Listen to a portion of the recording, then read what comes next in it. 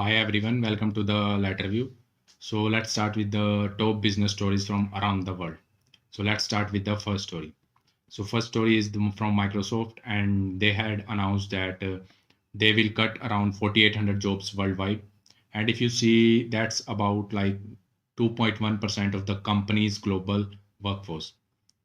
And the biggest impact by this will be on their Xbox gaming division, where if you see around 3,200 employees are expected to lose their jobs because of this.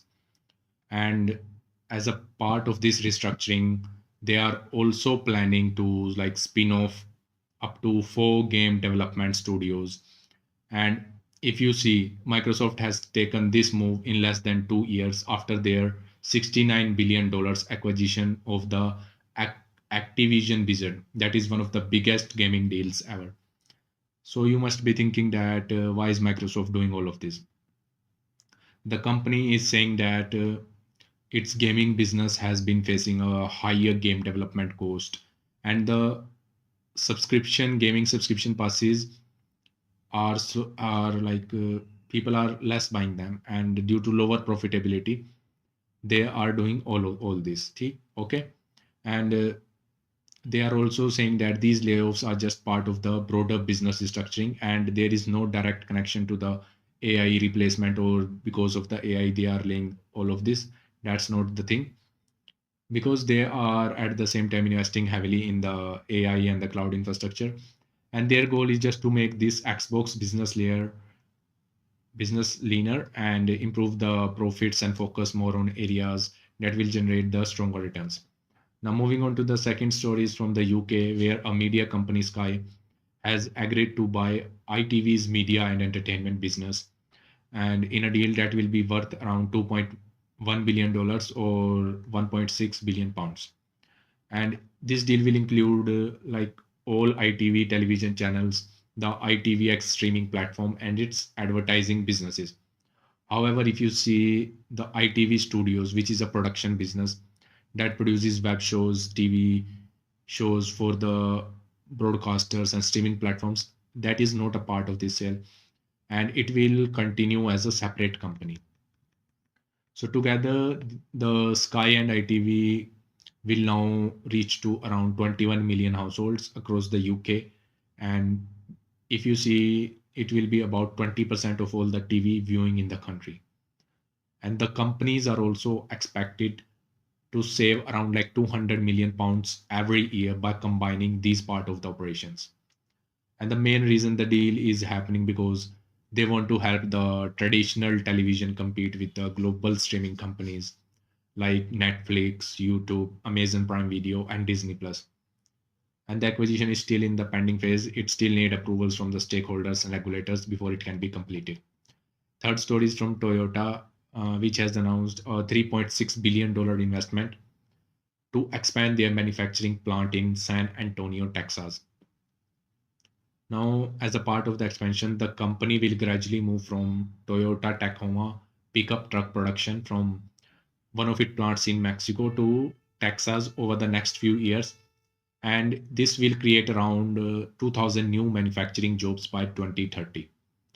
And they are also planning to build a 2.5 million square foot assembly facility with a second production line.